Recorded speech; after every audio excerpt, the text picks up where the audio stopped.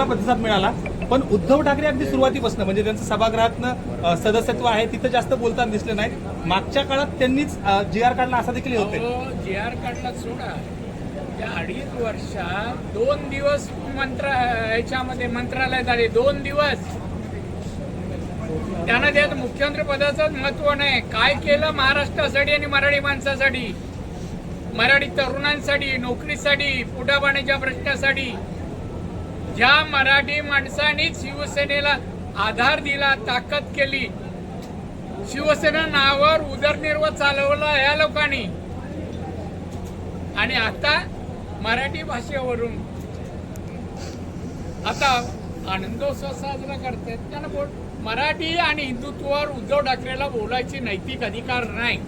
उद्धव ठाकरेंचा आजपर्यंतचा अनुभव पाहता